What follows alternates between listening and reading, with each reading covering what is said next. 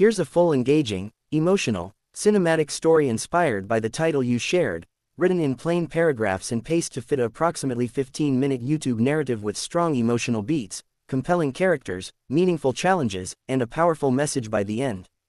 The moment the plane's door closed and the engines thundered to life, Marcus felt his world tilt, not because of turbulence, but because he realized that this flight might change everything.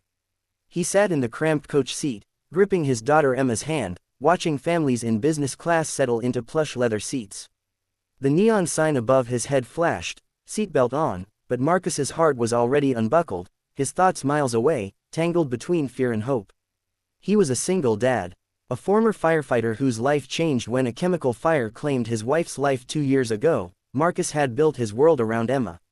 Everything he did, every choice he made, was for her. And today, they were flying across the country so she could attend a specialized school that might give her the support and confidence she struggled to find in regular classrooms. This was more than a trip, it was a turning point. When the flight attendant, Lydia, first approached him, her tone was polite but firm. "Sir, business class is full. You need to take your assigned seat, please." Marcus had bought an extra seat so Emma could spread out her long prosthetic leg comfortably. She'd lost part of it after a car accident that nearly took both their lives. The airline had mistakenly upgraded them, so Marcus assumed no one would argue. But Lydia insisted. "I'm sorry, sir. If you don't take your seat now, I'll have to ask you to deplane," she said, her voice clipped with rules and policies she'd recited 1,000 times. Marcus saw Emma shift in her seat, her face pale. She hated conflict, loved pretending nothing was wrong. But Marcus stood, shoulders heavy. "She needs space," he said quietly. "Please." An argument flared, small at first, then loud enough to draw glances from other passengers. 1 minute later, the captain was on the intercom, the flight paused, and Marcus and Emma were walking off the plane. Marcus watched Emma's eyes flicker between embarrassment and panic. His heart broke, not for himself, but for her. Once outside, the cool jet bridge air hit them like a wave. Marcus crouched beside Emma. "It's okay," he whispered. "We'll figure this out. We always do." Emma didn't cry, but her gaze drifted to the ground. She trusted her dad with everything, but this public moment felt like another scar. They found seats in the terminal, and Marcus pulled out crayons and a notebook from his bag. "Let's make a plan," he said, forcing a smile. Emma drew a picture of the plane, her prosthetic leg in perfect detail, and wrote, "We're okay," in big letters. Meanwhile, back on the plane, Lydia couldn't sit still. Something about Marcus's calm dignity, the way he handled the situation, not with anger but strength, kept looping in her mind. She had been an attendant for a decade, enforcing rules that often hurt the very people those rules were supposed to protect. But today felt different. She finished her duties, then did something she never had before. She walked off the plane. She found Marcus and Emma still in the terminal. Lydia approached slowly, eyes softening. "Sir, I want to apologize," she said, voice unguarded. "I made a mistake. I saw your daughter struggled, and I thought of the rules before I thought of you two as people." Marcus blinked, startled by her sincerity. Emma looked up, curious.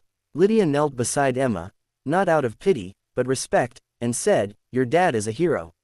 And you're braver than most grown-ups I've met." Emma paused, then smiled, a tiny blossom after a long winter. Marcus felt a lump in his throat. This moment, a stranger's genuine apology, felt like a balm. "You know," Lydia continued, "I can't undo what happened, but I can make it right." She spoke with an authenticity that came from years of burying compassion beneath corporate protocol. "I'll speak to the manager. You both deserve to be treated with dignity." Hours later, Marcus and Emma were back on the plane, this time in business class, seats upgraded with complimentary meals, noise-canceling headphones, and genuine smiles from the crew. Lydia escorted them personally, her earlier rigidity replaced by warmth. The flight took off again, this time without turbulence, but with a quiet joy. Emma leaned against her dad's shoulder, tracing the clouds through the window. Marcus looked up at Lydia as she walked by and nodded, a simple thank you that carried a weight deeper than words. When they landed, Emma turned to her father. "I think today was hard," she said. "But I think people can still be kind." Marcus squeezed her hand. "Today was hard," he said, "but remember this, you are strong, you are loved, and sometimes rules need to bend for humanity." Lydia watched as they walked through the airport exit, Emma skipping a little, Marcus steady and proud. She felt something shift inside herself, too, a renewed belief that compassion matters, that the smallest act of understanding can change someone's world. And as Marcus and Emma walked into their new beginning, Emma with dreams bigger than her fears and Marcus with a heart fuller than the challenges he'd survived, they carried a message we all need to hear. Kindness doesn't cost a thing, but it can change a life forever. If you'd like this adapted into a script with visuals, scene directions, and voiceover cues for YouTube, just let me know.